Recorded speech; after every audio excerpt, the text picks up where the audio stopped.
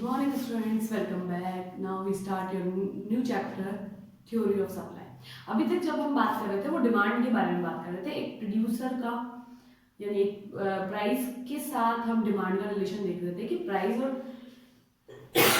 Sorry demand में कैसा relation होता है, कैसे वो चलती है, किस तरीके से इंक्रीज होते हैं, किस तरीके से डिक्रीज होते हैं, यानी हम कंज्यूमर बन के सोच रहे थे। अब हम जब पढ़ेंगे तो पूरा का पूरा प्रोड्यूसर बन के सोचेंगे कि एक प्रोड्यूसर अपनी सप्लाई को कब इंक्रीज करता है, प्राइस इंक्रीज होने पे या प्राइस के डिक्रीज होने पे। ठीक है, तो इसके बारे में हम बात करने वाले। तो बेसिकली मैं आपसे एक सिंपल क्वेश्चन पूछना चाहूंगी कि आप मान लीजिए कि एक प्रोड्यूसर है, आप प्रोड्यूसर हैं, तो आप प्राइस इंक्रीज होने पर सप्लाई को इंक्रीज करेंगे या डिक्रीज होने पर? एक बार सोच लीजिएगा कि आप क्या करेंगे। मैंने पूछा है आपसे कि हम प्राइस इंक्रीज होने पर सप्लाई इंक्रीज करते हैं या डिक्रीज होने पर सप्लाई डिक्रीज करते हैं। स्टूडेंट्स, पॉजिटिव रिलेशन होता है सप्लाई और प्राइस के बीच में। प्रोड्यूसर जो है प्राइस के इंक्रीज होने पर सप्लाई इंक्रीज करता है, बिकॉज प्रोड्यूसर को वहां प्रॉफिट हो रहा होता है। कॉस्ट अभी चेंज नहीं हुई है, कॉस्ट रिमेन कांस्टेंट, कॉस्ट जो है वो कांस्टेंट है। वैसे ही अगर प्राइस इंक्रीज हो गई तो प्रोड्यूसर को प्रॉफिट होगा, इसीलिए वो वहां पर सप्लाई इंक्रीज करता है। जस्ट डिमांड में ऐसा नहीं होता है, कंज्यूमर्स प्राइस के इंक्रीज होने पर डिमांड को डिक्रीज कर देता है, बिकॉज उसके लिए उसको ज्यादा पे करना पड़ता है, तो वो सिचुएशन को हैंडल नहीं करता। ठीक है, तो यहाँ पर पॉजिटिव रिलेशन आप पढ़ने लगे हैं। कंसेप्ट ऑफ सप्लाई क्या है students? Supply is a commodity refer to various amount of commodity that the producer are willing to sell at different possible prices of the commodity at a point of time. ये कहना चाह रहा है आपको कि supply क्या है। Supply क्या है? प्रोड्यूसर गुड्स और सर्विसेज को सेल करता है eight a point of time में। जैसे हमने डिमांड पढ़ी थी तब हमने कुछ सिचुएशंस देखी थी ना, कि पहली चीज हमारे पास टाइम होना चाहिए, दूसरी प्राइस होनी चाहिए, तीसरी क्वांटिटी होनी चाहिए, और यहाँ पर जो है सेल होना चाहिए। ये फिक्स है कि सेल होनी ही चाहिए, ऐसा नहीं है कि आपने उसको बनाया बस रख लिया। सेल के लिए उसको सामने रखो तो वो सप्लाई में आएगा, अदरवाइज वो सप्लाई में नहीं आता। तो बेसिकली कोई भी चीज की सप्लाई टाइम पीरियड में होती है, दूसरा उसकी प्राइस फिक्स करनी पड़ती है, तीसरी उसकी क्वांटिटीज जो आपने प्रोड्यूस की है वो बतानी होती है, मेंशन करनी होती है कि इतनी हमने बनाई है, और सेल के लिए आपको सामने रखनी है, बना के अपने पास रखने का कोई सेंस नहीं है। ठीक है, तो हमने बताने की कोशिश ये की है कि supply of a commodity refers to various amount, अलग अलग प्राइसेस पे अलग अलग क्वांटिटीज को अगर प्रोड्यूसर सेल करने के लिए तैयार हो जाता है, विलिंगनेस भी बहुत इंपॉर्टेंट है कि वो बेचने के लिए तैयार है, विलिंग टू सेल,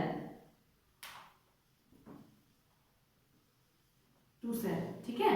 सेल तो होना ही है, साथ ही साथ विलिंगनेस होनी चाहिए कि वो उसको बेच भी दे, अपने पास रखने की।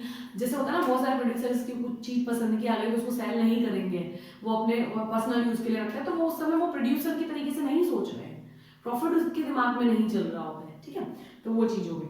तो supply of a commodity refers to various amount of a commodity that the producer are willing to sell at the different possible prices of the commodity at a point of time. एक time period में अगर producer cell करने के लिए तैयार है goods और services को, जो भी उसने प्रोड्यूस की है, तो दिस इज कॉल्ड सप्लाई। ठीक है, supply of a commodity refers to a various quantity of a commodity that the producer are willing to sell at the different possible prices of a commodity at a point of time. याद कर ले, supply की जो definition है वो बहुत important है। दूसरी चीज आती है सप्लाई और स्टॉक में डिफरेंस क्या है। डिफरेंस जैसे हमने स्टॉक और फ्लो कॉन्सेप्ट पढ़ा ना, वैसे ही हमारे सप्लाई और स्टॉक में दोनों में बहुत डिफरेंस है। सप्लाई का मतलब सेल करने से होता है, स्टॉक का मतलब सेल करने से नहीं होता। ठीक है, तो मैं आपको बताती हूँ क्या होता है। In the ordinary language the terms supply and stock are used in the same sense. हम अगर ऑर्डिनरी पर्सन है तो हम सप्लाई और स्टॉक को एक ही जगह यूज करते हैं, बट अगर आप इकोनॉमिक के स्टूडेंट है तो आपको पता होना चाहिए both are totally different from each other.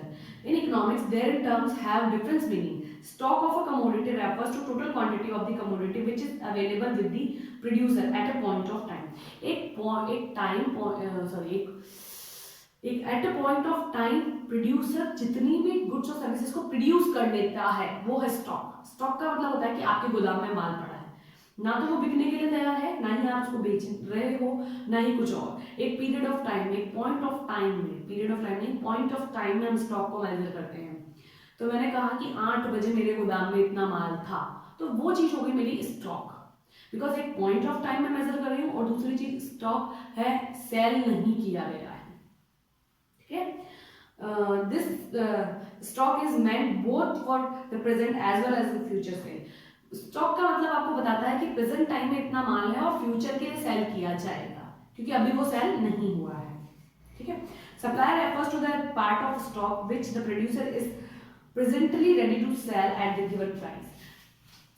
Supply में क्या सीन होता है कि एक फिक्स प्राइस कर दी जाती है और प्रोड्यूसर उसको बेचने के लिए तैयार हो जाता है, यानी उसको गोदाम से निकालकर उसने दुकान में लगा दिया और वो बेचने के लिए तैयार है प्राइस टैग के साथ में, तो वो चीज सप्लाई है।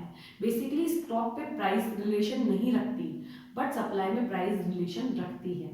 स्टॉक को हम एक पॉइंट ऑफ टाइम में मेजर करते हैं और सप्लाई को हम एक पीरियड ऑफ टाइम में मेजर करते हैं। देखो सुबह से लेकर शाम तक की सेल आप बता सकते हैं, आप ये नहीं बता सकते कि हमारी इस 8 बजे ही सेल हुई, 10 बजे ही सेल हुई, 15 मिनट बाद ही हो, ऐसा नहीं होता।